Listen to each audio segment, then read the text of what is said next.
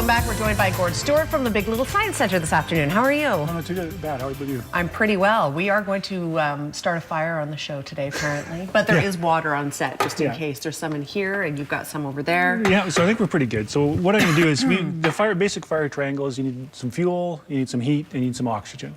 So if you have those, you can get fire.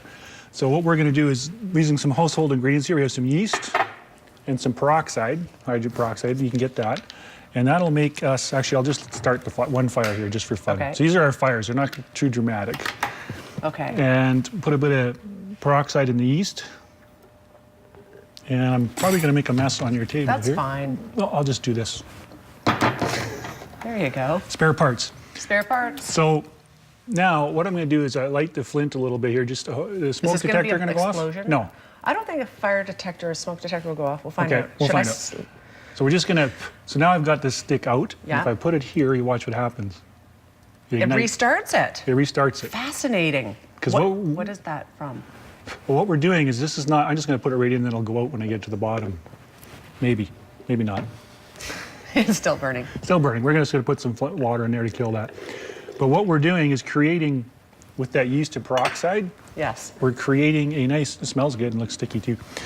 But it's, we're making way more oxygen, high oxygen. It gives off oxygen out of the peroxide, so we're making a really high concentration of oxygen. So when I just put that glowing flint in there, all that extra oxygen helps the fire restart again really easily. If you had wet the end of the stick that you put out, would it still catch fire? If it was too wet, no, because as soon as you needed a little bit of something, and that little glowing bit was enough heat that when we added the extra oxygen, it ignited. Okay, and what is it about yeast that makes it flammable? Well, the yeast is working as a catalyst just to free up the extra oxygen out of the peroxide. Fantastic. Because peroxide is basically water with an extra oxygen on it. So I see some more beakers full of things. What is? Well, we've got some the standard vinegar and baking soda. So I'm going to start this candle in here, hopefully. So, and I'll turn it so they can actually see it. Sure. So that flame is in there now. It's in a nice little container. And what we're going to do is create a gas in this container using our baking soda and vinegar that will put out that candle without any kind of liquid get in there. So all we're going to do is pour some vinegar in here. Everybody knows what vinegar and baking soda does, the fun reaction. So all those bubbles means we're getting a gas. Okay. And not everybody knows what that gas is, though. What is it? I don't. Well, we'll show you what it does first. So the gas is actually heavier than air. So it's in this container now. We can see it's in there, right? Yes. Sort of. So I'm just going to pour that over this and put it out there. Just like that. What?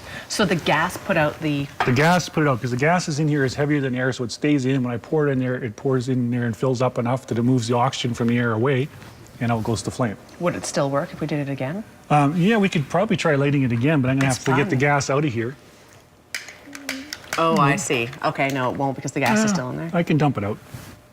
Okay, now it should work. Yeah, maybe still a little bit too much in there. It's all good. It just seemed like so much fun. I was mesmerized. Yeah, it's kind of fun to do, and it's a neat trick. There we go, we got rid of it. Now you can just pour some in there again. There you go. How awesome is that? Nothing went in but the invisible gas. Yeah, and that gas is carbon dioxide. That's a never-ending fun game for kids as long as there's a parent with them because it is fire. It is fire, yeah, and it's a great way to put out a fire. You can, as long as you have a container that can hold the gas enough, you can fill it up and put it out. It's actually kind of fun. Very cool. So, thank you for bringing the experiments along today, but I also wanted to leave a bit of time. We have a little bit of time very quickly to talk about the camps at spring break. Yeah, the Big Little Science Center is running, there's a 2-week spring break this year, so we're running some camps for different age groups, different weeks. So the best thing to do is check our website or give us a call, find out the details on it. So, okay, great way to spend some time learning and inspiring young children, and they don't even realize they're having, they're learning at the time, which is great. And they can have fun doing stuff like this. Putting out fires. Thank you for being here today. No problem. Check out the website if you'd like to learn more about the camps.